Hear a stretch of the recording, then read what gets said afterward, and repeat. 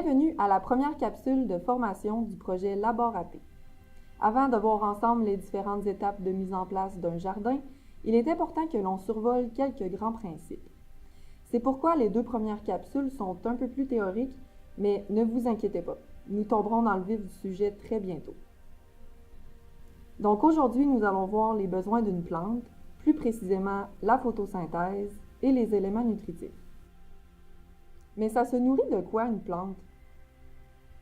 Une plante, ça a besoin du soleil, de l'eau et du dioxyde de carbone, le CO2, pour faire des sucres.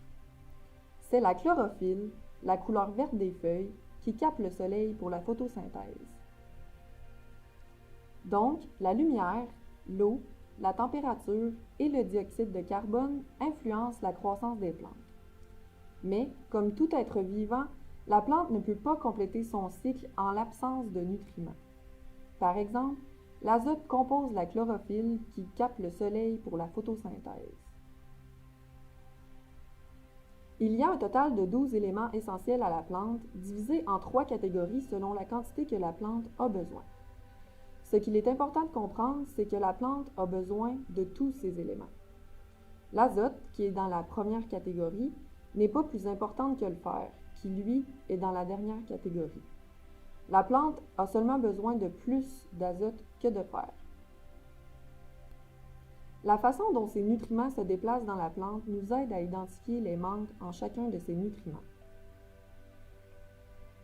Sur le schéma suivant, vous pouvez voir dans quelle zone on peut observer des carences en chacun des nutriments. En cas de carence, les nutriments mobiles passent vers les nouvelles pousses, c'est-à-dire vers le haut, et on voit donc des symptômes sur les feuilles du bas. C'est le cas de l'azote, du phosphore, du potassium et du magnésium. Les autres nutriments sont peu mobiles et sont piégés dans les anciennes pousses, et on voit donc des symptômes sur les feuilles du haut. Mais comment associer un symptôme au nutriment correspondant? J'amènerai votre attention sur les 4 nutriments dont on a dit qu'on voyait les symptômes sur les feuilles du bas, c'est-à-dire le phosphore, l'azote, le potassium et le magnésium. Si vous voyez les feuilles devenir plus foncées jusqu'à devenir pourpres, il s'agit d'un manque en phosphore. Dans le cas de l'azote, les feuilles vont pâlir. Mais attention, si vous voyez les feuilles devenir plus pâles dans le haut d'une plante, il s'agit d'un manque en soufre et non en azote. Dans le cas du potassium, le bout des feuilles va jaunir.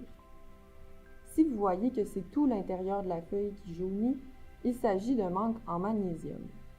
Mais attention, si vous voyez des feuilles jaunir dans le haut d'une plante, il s'agit d'un manque en fer ou en manganèse et non en magnésium. J'amènerai maintenant votre attention sur les nutriments dont on voit les symptômes dans les feuilles du haut, mais dont on n'a pas encore parlé. Si vous voyez des taches jaunes sur toute la feuille, il s'agit d'un manque en zinc. Dans le cas du cuivre, les feuilles vont ramollir. Si vous remarquez que le bout des feuilles brunit, il s'agit d'un manque en calcium. Si vous remarquez qu'il n'y a plus de nouvelles pousses et que le cœur semble pourrir, il s'agit d'un manque en bore. Dans le cas du molybdène, les feuilles se déforment. Selon leur famille, il y a des légumes qui ont des exigences nutritionnelles plus élevées que d'autres. Les tomates, les aubergines, les poivrons, ainsi que les choux, les choux-fleurs et les brocolis sont exigeants. Les légumes racines, les haricots et les pois ont des exigences nutritionnelles plus faibles. Tous les légumes ont besoin des 12 nutriments, mais certains vont être plus sensibles à la variation de la quantité d'un nutriment. Si jamais vous voyez des symptômes, le tableau suivant pourra vous aider à identifier le problème. Les tomates, les aubergines et les poivrons sont plus sensibles à l'azote, au phosphore et au potassium. Les haricots sont plus sensibles aux éléments mineurs. Les choux se retrouvent un peu partout dans le tableau, d'où le fait qu'ils sont vraiment exigeants.